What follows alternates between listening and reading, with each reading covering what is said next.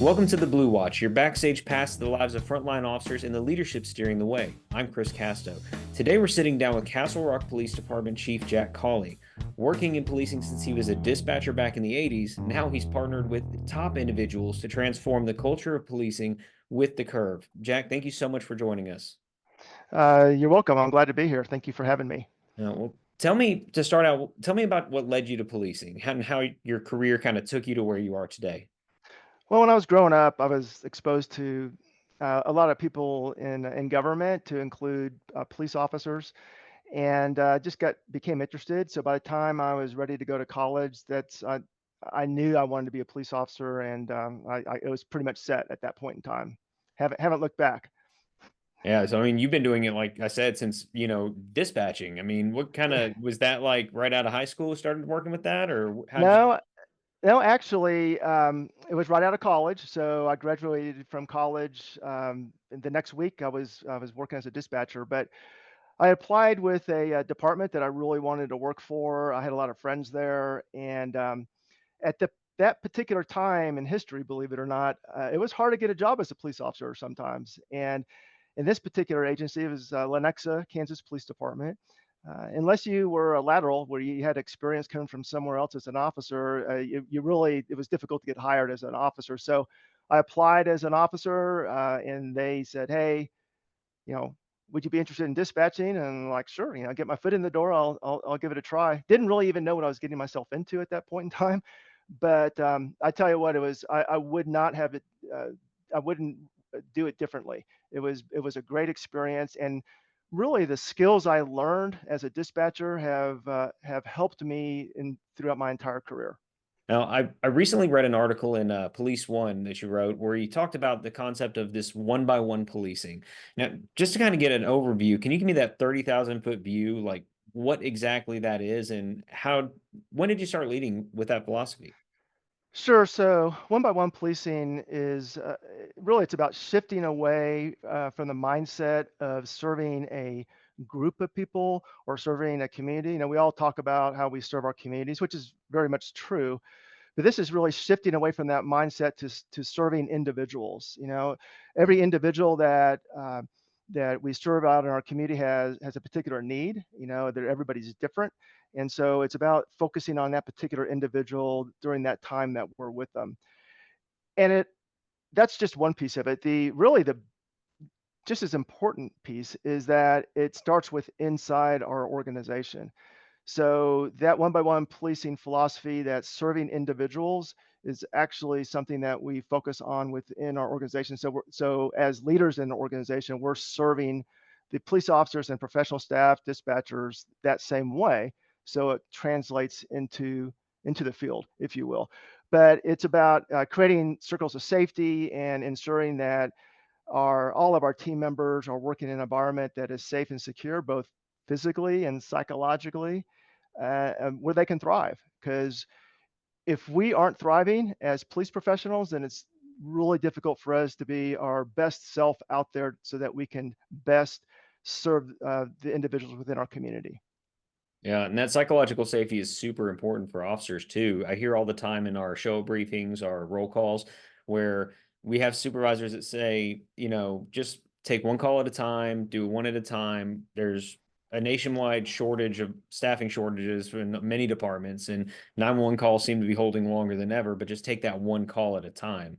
Is that kind of more towards that one by one policing where it's like that one call at a time philosophy, or is there something a little bit more to it? Yeah, well, that's a piece of it. But I think a lot of times when police leaders say that, hey, just take one call at a time, they're trying to help manage the stress level of the police officers and dispatchers. And it's like, hey, listen, we know that we have a high call load here. Just handle one call at a time. But one by one policing is so much more than that. It's about there's a difference between handling one call at a time and then moving on to the next one versus handling that particular call, being focused on that individual and ensuring that we're providing them what they need at that particular time. So, as we know, everyone we come in contact with and we're helping out there, it's somebody's mom, brother, aunt, uncle, sister. So if you take the mindset of it's somebody's family member, Mm. then And if you think about it that way, how would you want the police officer to treat your family member when you're out there? So it's really about how we serve and how we handle those individual calls more than just handle the call and move on down the road. Yeah, this kind of brings it back to that human perspective of like, okay, say it was your grandmother's house that got broken into. How would you want that officer to treat your grandmother in that moment? Absolutely. Yeah, and so that seems like that concept works really well. Like when you're thinking about just, the individual officer going out there to take that call, that one by one type of system of, hey, I'm going to take that person and I'm going to work with them, more in that humanistic way. But how does that translate when you go higher up in a department into like leadership roles when you're treating not just like this individual person, but you have a department of, 100 plus? Sure. So, regardless if it's 100 plus or if it's, 50 or whatever, and as we know, about, 80 plus percent of police agencies across the country have less than 100 officers. So really that's, the majority. Um, it's actually more important the higher up you go. So that's why, as leaders, it's critical that we think about the culture that we're creating in our police department and how it benefits those that we lead. I mean, leadership's all about leading others and ensuring that we're creating environments, giving them the support where they can thrive. And so it's really needs to start at the top, and it's important to do that.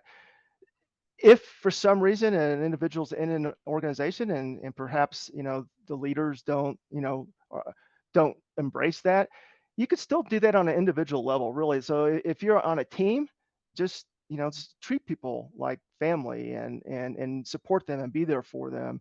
And so you can actually model that way, even though you might not be at the very top of the organization. There's ways to do it no matter where in the organization you sit. Yeah. And you're talking a little bit about that creating a cultural change. I was reading in the Infinite Game how when you first stepped into Castle Rock PD, one of the things that you did was to help create that culture, that psychological safety is something as simple as erecting a fence around a parking lot. There was really um, three issues that I found when I first became chief here at Castle Rock that we addressed right away. One of them was that, we didn't have a fence that was around our parking lot, and we share the building with our courts. So over the years, there had been incidents that happened in the parking lot because the police officers are parking next to the people going to court, and that's probably not the best thing to happen. So Yeah, not the best they safety way to do no, I things. mean, Yeah. they certainly didn't feel physically safe or really psychologically safe. But so installed a fence around the parking lot. We had a records unit who had asked for some just blinds to be put on windows that were in the lobby. And so when we're in Colorado, we get a lot of sunshine. Every day. It's over 300 days of sunshine a year, so it's pretty sunny. But the windows that were up in the lobby area were high up, and so when the sun hit a particular part of the day, it would blind the records team. And so as people were walking in the door, they couldn't even see them. So they had asked for that, and it was denied years ago. We simply just said, hey, let's spend $1,000, put some blinds up because it's the right thing to do. And and then the third one was there was no ballistic glass put up in the lobby area, Mm. so they didn't obviously feel safe with not having a barrier there, and so we did that. So those are those right on. We hit those three, and what it did was it showed the team, the whole organization, we're listening, we care about you, we support you, and your safety and both physical safety and your psychological safety is important to us. And that was really the beginning of starting to earn trust within the organization. No, and trust is very important. I know that when I came into the position where I'm at now, I got this new team and they work out of the basement of our main police department. And the basement is like, it's an old building, it's downtown, so it's kind of dingy. You have like a musty smell, basement smell, basically. Yeah. And so one of the first things I did was like looking around, like, well, what if I just got some air purifiers and brought them in? And it's kind of like what you did with building the fence. It's like, oh, it's a small thing, but it shows that you're caring about your people. And it, like you said, builds that trust. So it does. It's amazing how quickly that trust builds. It is, and it's extremely important. So really, it's listening, and then and sometimes you were talking about taking small steps for big impacts, Mm, and it's not that difficult, but we have to be intentional about it and make sure that we're doing it. When it comes to trust, we all talk about how important trust is with our communities, right? I mean, everybody talks about that, and it certainly is very important. I mean, it's mm, critical. The way that I look at it is that we ask our police officers to go out every single day, keep our communities safe, put their lives on the line, and then we say, oh, and by the way, one more thing, we want you to earn the trust of the community. As mm, police leaders, we have to ask ourselves, are we earning the trust of our team first? Because if you think about it, is it really fair to ask our police officers, professional staff to make those sacrifices if we're not doing that for them first? So I think that's an important piece of our one by one policing and really a lot of what we focus on. Oh, yeah, absolutely. And it's funny, like you mentioned the trust of the community, and it's those little steps that we do to earn the trust of our officers by, doing these little things, air purifiers, fence, just Yep. mini blinds for your department. Those little things help, but when you look at a community aspect, little steps with the community also are those big things that kind of help build that trust in your department. Absolutely. Even just taking a little extra time with somebody, which is a part of our one by one policing. Is like, hey, like you said, if it's somebody's grandma's house that was burglarized, it's routine for us maybe, but it's just spending that little bit of extra time with that individual, so that they understand that, hey, this is, we know this is a big deal for you, this is traumatic, and we want to be there to help you and get you through this. So it's those little things, but if you think about it, an officer that isn't feeling that in their particular workplace might not be as apt to do that. Yeah, you have to start from a place where you're feeling safe to do that type of stuff before you can help other people feel safe to do it. And that trust helps build buy-in. You've said it before that it's crucial to get all leaders up and down the chain to be on board to make these types of changes. And we tend to get stuck when we have that one person that's not really wanting to change, and it ends up holding progress for everyone. How did you keep from getting stuck in that whenever you were trying to lead this cultural change in your department? So, Simon Sinek talks a lot about the law of diffusion of innovation, Hmm. and it's about innovators at the very, you have a bell curve, and so the first like 2.5% are innovators, who are people who stand in line for the iPhone, even though tomorrow they can go to the store and get it, and not have to stand in line or whatever. And then you have early adopters, and the early adopters are people who are like, yeah, that makes sense. I'll give that a try. That I want to. I'll I have confidence that this is really the right thing to do. And then you have, kind of the middle of the bell curve, and those people a little bit more cynical, but a little bit more, yeah, I'd be willing to listen, but I need to know a little bit more. I need to know, like, what's in it for me? How's this going to work? Hmm. So really, for us, and I didn't know I was doing it at the time, but that's kind of how we proceeded, years ago, was focusing on the early adopters. And we had a lot of early adopters because we had people, 12 years ago when I came to the department, that really were eager for a change. They wanted to get to where we are now, and so they were volunteering to step forward. It's like, yeah, let's embrace this, and it was incremental, but with this law of diffusion of innovation, when you hit about the 18% piece of adoption with individuals within an organization, then you have this natural progression where now it becomes normalized, and it's like, oh yeah, we get it, we understand it, and that's kind of how it proceeded with us. You're always going to have the one or two people, or the small percentage at the very end of that bell curve, who are the laggards. But this is Yeah, what I will say about that. the ones that Yes, don't want to move at all. they don't want to move at all. And you kind of have to be patient as with some of those folks, because this is what I was thinking about it. Some of them have been successful under a certain mode of operation for 20 years, 25 years. And that's what they know. So it's going to take time for them to maybe understand it and feel comfortable with it and feel confident that, hey, this is where we're going. But being consistent and having patience, and then ensuring that you're messaging, this is the direction we're going on a regular basis, and reinforcing the behaviors that you're wanting to see.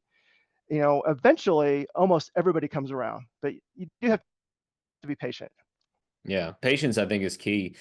Whenever you did this, how did it affect your department overall? Like after you've kind of implemented it for several years now, so how has it changed?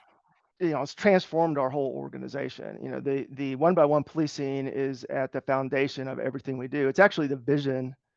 It's the vision of our police department, and we just completed our 5-year strategic plan to replace the previous one. And at the center of our strategic plan is our one by one policing, and then there are pillars that come out from that, which for us it's people, innovation, and community. But it's all tied together. It's like an ecosystem. So in essence, it's who we are. It's our why. It's our purpose, and everything we do goes back to that. Even decisions that we make as a command staff will be, if we're struggling with something, we'll go, okay, well, let's go back to our foundation, our one by one policing. And that helps drive our decision making as well. Give me a starting point. If you're a smaller department or even a larger department and you want to implement this, what is the a good singular starting point where we can begin to move towards the one by one philosophy? I think one is what we've already talked about is listening to the team, listening to those that you lead, and identifying areas that you can improve, like we talked about. Those small steps to make big impacts. Getting a feel for what's the current status of your culture and your working environment. What's it look like? How does it feel? Are there areas where, as leaders, we can improve that? Because a lot of times, there's some low hanging fruit that we can address when Mm. it comes to that. And then, like one of the things that we did is that we created a book club.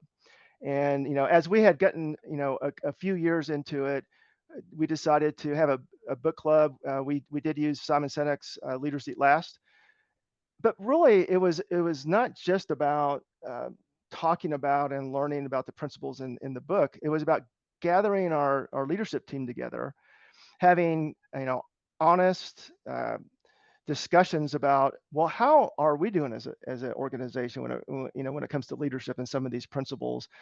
And there were some great conversations that came out about, oh, we're doing this well, but we need to work on this area. But one of the things that came out of it that I really was kind of surprised, and I wasn't intending to happen, but I'm glad it did, was that because we were able to as a staff come together with no rank in the room. Mm. We're talking about this with no rank in the room, and we're just having honest discussion. Is that we started uh, being more comfortable talking with each other and problem solving, down the road. It really helped. We had an issue that popped up not long after our first book club, and we brought everybody together and said, okay, here's the issue. Let's talk about it. Why is it happening, and how can we address it? And we were able to bring that same group together, and it was I would say it was a very good conversation on problem solving without getting a bunch of egos mixed up in who has the best solution to it. But so there's a lot of good things that can come out of that, but really it's about identifying the areas that you can improve, messaging it, reinforcing the behaviors you want to see, and simply, when it comes down to it, is just treat people with dignity and respect, and as leaders support them. And it doesn't mean that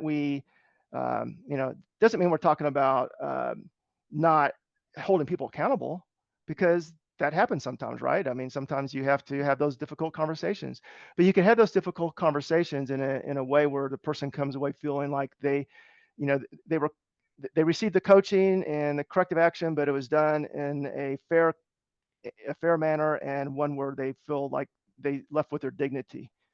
Yeah, it's not like, the old school donut court where, you have your roll call and everybody comes in and it's like, oh, you screwed up and you bring donuts this next time.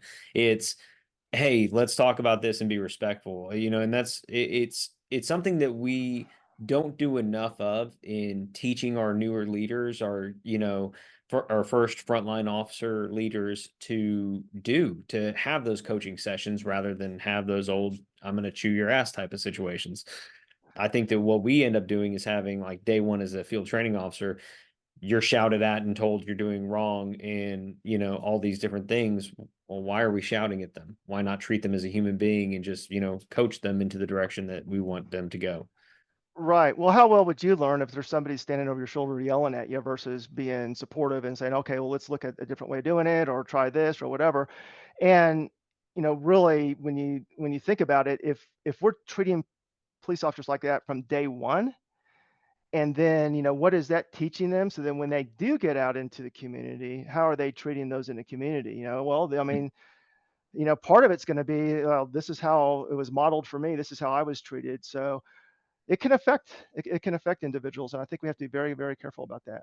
Oh yeah, because if we're not careful, we're going to go back to the ask them, tell them, make them days. Right. And that's not exactly the best way to treat anybody. If they're on a call or a coworker. That's right. And another thing that we have found with our how we've developed our culture and our one-by-one policing is that it's actually has resulted in a really good recruiting tool. Mm. So many officers that I interview and give them a conditional offer. I ask them, well, why Castle Rock? You could pretty much go anywhere. Everybody's hiring. And, I have many of the officers will tell me, well, it's because of your culture. It's because of the organization. It's because of the community support that you have. And it's because of our one-by-one policing philosophy. They said, that resonates with me, that I want to be part of it. So especially this, the newer officers really are looking at the culture and working environments that they're going to be working in. They consider that. Back in the day when when I started, we didn't even consider that. I mean, who talked about culture and policing 35 years ago? It really wasn't something that we talked about, and it wasn't anything that I ever considered. It's like, hey, I just want thank you for the job. I'm gonna start, but today they're more sophisticated and more complex, and they are considering things like the working environment and the culture that the organization has there, whether it's police agency one or police agency two.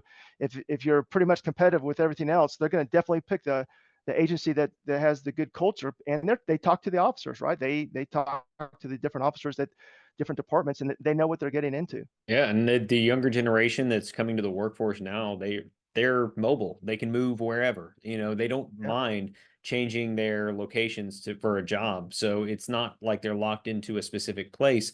They want to have, like you said, that culture that they want to work for, that person, the leadership that they're looking for. Yeah, and we've definitely seen that. So, if anything, I mean, there's a ton of benefits to one-by-one policing, and one of them is the recruiting and retention. We have a very low turnover, not only with our police officers, but also professional staff and our dispatchers. Well, for you personally, the concept of the one by one policing has led to a ton of opportunities. National speaking, you were featured in Simon Sinek's Infinite Game. How has this been for you seeing this type of philosophy take off? Well, for me, it's really been encouraging to see the interest in the importance of culture change within police departments, or the importance of developing and creating a positive culture and a good working environment for police officers and professional staff. So seeing that there's a lot of interest in that, to me, I love that, and I think that to be a part of advancing our profession, because I think that as we move forward, that's what it's going to look like. For me, it's just been very rewarding. It's a changing landscape right now for policing. We're kind of looking at how can we do things better, especially in the last, 4 or 5 years. It's like, what can we do to make an impact now and to make an impact in the future? What is your take on what would be a positive impact that we can each do individually, during our careers? I think being committed to the people within our organization, with each other, whether you're a leader officially, or you're a leader because of the fact that you're an informal leader in your department, is supporting each other and then looking at ways that we can continue to advance our profession. And sometimes that's going to be internal work, with culture, with supporting each other and being there for each other, being innovative. I think that's a big piece of it. It's really important for us to not to look back and go, oh, well, we've always done it this way. What are some innovative things that we should be considering as we advance our profession? And then looking at the community and working with them and showing them, um, our support for them, and that we're committed to ensuring that we have safe and secure communities, and that we're there for them individually, right? So, like our one by one piece of it is, one by one, we're earning the trust of the individuals in our community that we're coming across, that we're serving on a daily basis. And I know that for us, that we see that come back to us in, with the compliments and kudos and remarks that I get from the community. Most of them are related to, yeah, I had a contact with one of your officers and they really, treated me with a lot of compassion and empathy. Um, and we even hear that from our about our dispatchers. I was on a call and your dispatcher was very, patient with me and walked me through it, and those types of things. So I think if we all collectively work on this and focus on it, if you think about it, we have 18,000 police agencies throughout the country. If just two people from each agency were to think about these types of things and the importance of culture and look at the tenets of one by one policing, and that's almost 40,000 people, throughout the country, just with two in the agencies. So we can make a difference. Well, thank you so much, Jack, for being here. And everybody, thank you for joining us today on the Blue Watch.